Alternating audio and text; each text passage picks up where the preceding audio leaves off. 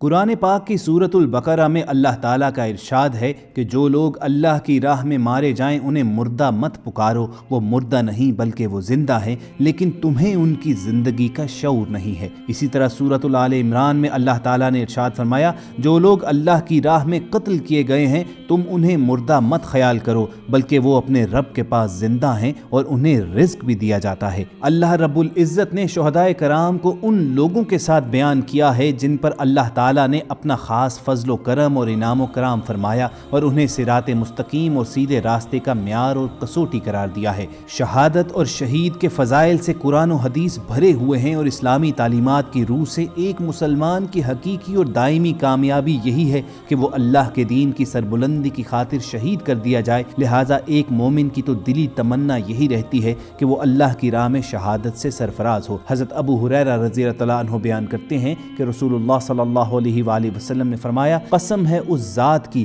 جس کے قبضہ قدرت میں میری جان ہے، میری یہ تمنا ہے کہ میں اللہ تعالیٰ کی راہ میں شہید کیا جاؤں، پھر زندہ کیا جاؤں، دوبارہ شہید کیا جاؤں، پھر زندہ کیا جاؤں، پھر شہید کیا جاؤں۔ یعنی شہادت ایک ایسا عظیم رتبہ اور بڑا مقام ہے کہ جس کی انبیاء بھی خواہش کرتے ہیں۔ یہ مقام قسمت والوں کو ملتا ہے اور وہی خوش قسمت اسے پاتے ہیں جن کے مقدر میں ہمیشہ کی کامیابی لکھی ہوتی ہے۔ شہادت کا مقام نبوت کے مقام سے تیسرے درجے پر ہے۔ اللہ کی راہ میں مارے جانے والوں کے لیے لفظ شہید کیوں استعمال کیا جاتا ہے، اس کے بارے میں مختلف اقوال ہیں۔ پہلا تو یہ کہ شہید کے لیے جنت کی شہادت یعنی گواہی دی گئی ہے۔ دوسرا یہ کہ جب اللہ تعالیٰ نے جنت کے بدلے لوگوں کی جان کو خرید لیا اور اس پر لازم کیا کہ وہ اس عہد کو پورا کریں، تو شہید نے جان دے کر گواہی دے دی کہ اس نے یہ عہد پورا کر دیا ہے اور اس کی گواہی اللہ کی گواہی یعنی شہادت کے ساتھ مل گئی، اسی لیے اسے شہید کہا جاتا ہے۔ آج کی ویڈیو میں ہم نے آپ کے ساتھ ایک ایسا ہی عظیم رتبہ پانے والے شخص کا ذکر کرنا ہے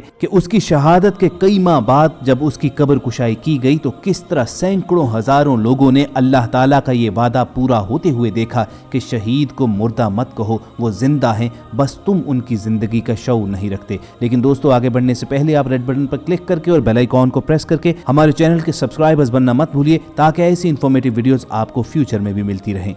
لانس نائک محمد محفوظ شہید 25 اکتوبر 1944 کو راولپنڈی کے ایک گاؤں پنڈ ملکاں جس کا موجودہ نام محفوظہ آباد ہے پیدا ہوئے۔ وہ اپنی 18ویں سالگرہ کے دن 25 اکتوبر 1962 کو پاکستانی افواج میں شامل ہوئے۔ 1965 کی جنگ میں داد شجاعت دی اور پھر 1971 کی جنگ کے وقت وہ واہگہ اٹاری سیکٹر میں تعینات تھے۔ 16 دسمبر 1971 کو جب جنگ بندی کا اعلان ہوا تو پاکستانی فوج نے اپنی کارروائیوں کو بند کر دیا۔ دشمن نے اس موقع سے فائدہ اٹھایا اور پل جو پاکستانی فوج کے قبضے میں آ چکا تھا وہ واپس لینے کے لیے 17 اور 18 دسمبر کی درمیانی رات زبردست حملہ کر دیا۔ پاکستانی فوج میں لانس نائک محمد محفوظ کی پلاٹون نمبر 3 ہراول دستے کے طور پر سب سے آگے تھی، چنانچہ اسے آٹومیٹک ہتھیاروں کا سامنا کرنا پڑا۔ لانس نائک محمد محفوظ بڑی بے جگری سے لڑ رہے تھے۔ ایک مرحلے پر جب ان کی مشین گن دشمن کے گولے کی ضرب سے تباہ ہو گئی تو وہ اپنے ایک شہید ساتھی کی مشین گن اٹھا کر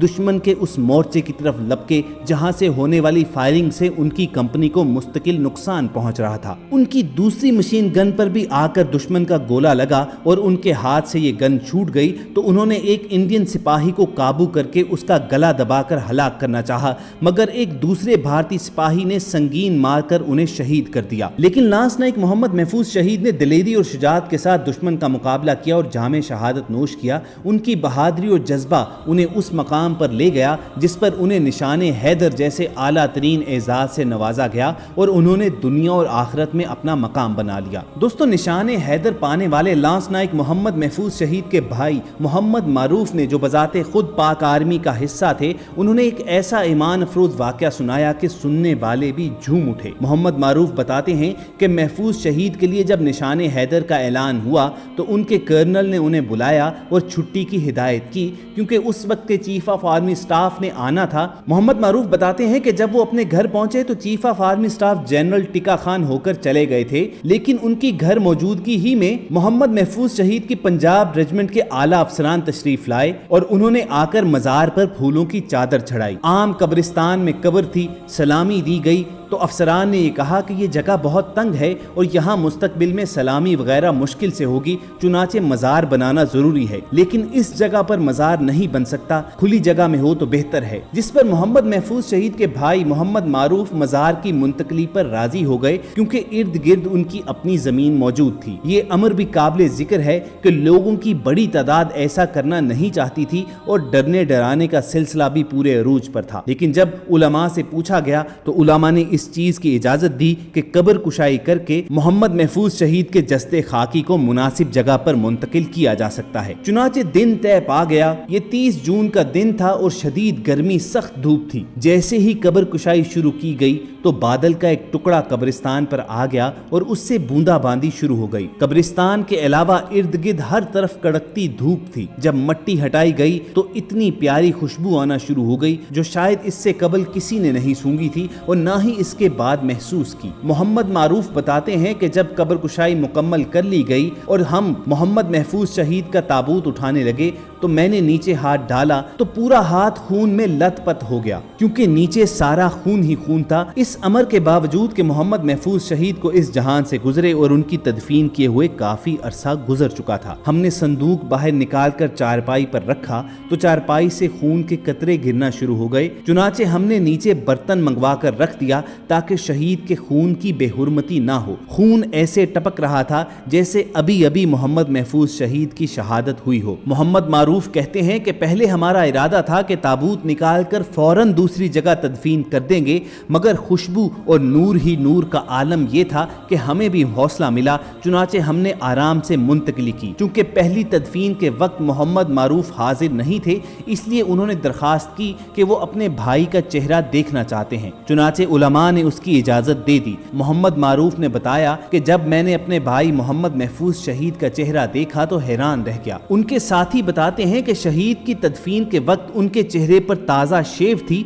लेकिन 6 माह के बाद मोहम्मद महफूज शहीद के चेहरे पर दाढ़ी उगी हुई थी। मोहम्मद मारूफ बताते हैं कि उनके जस्ते खाकी से खून भी मुसलसल जारी था। खून तो उस वक्त मौजूद सारी दुनिया ने देखा। वहां उस वक्त कोई 2500 के करीब लोग मौजूद थे। अवाम के जम्मे गफीर ने अल्लाह ताला का ये वादा सच होता हुआ देखा कि शहीद जो अल्लाह की राह में अपनी जान कुर्बान कर डालते हैं वो मुर्दा नहीं होते बल्कि वो जिंदा रहते हैं, लेकिन आम लोग इसका शऊर नहीं रखते। मोहम्मद महफूज शहीद के जस्ते खाकी को मुंतकिल करके उनके मौजूदा कब्र के मकाम पर दफन कर दिया गया और आज हर साल यौम शुहदा पर वहां पर बाकायदा सलामी दी जाती है और फूलों की चादरें चढ़ाई जाती हैं और सारा साल लोग जोग दर जोग जुर्रत और बहादुरी की दास्तान रकम करने वाले लांस नाइक मोहम्मद महफूज शहीद के मज़ार पर हाजिरी देते हैं। तो ख़वातीन हज़रात, ये थी अल्लाह की राह में शहीद होने वाले और निशान हैदर पाने वाले एक मुजाहिद की दास्तान हयात। यकीनी तौर पर आपको ये वीडियो पसंद आई होगी। इस वीडियो को लाइक करके फेसबुक और व्हाट्सएप के जरिए दूसरे लोगों के साथ शेयर भी कीजिए और ऐसी ही खूबसूरत वीडियोस फ्यूचर में हासिल करने के लिए रेड बटन पर क्लिक करके और बेल आइकॉन को प्रेस करके हमारे चैनल के सब्सक्राइबर्स बन जाइए।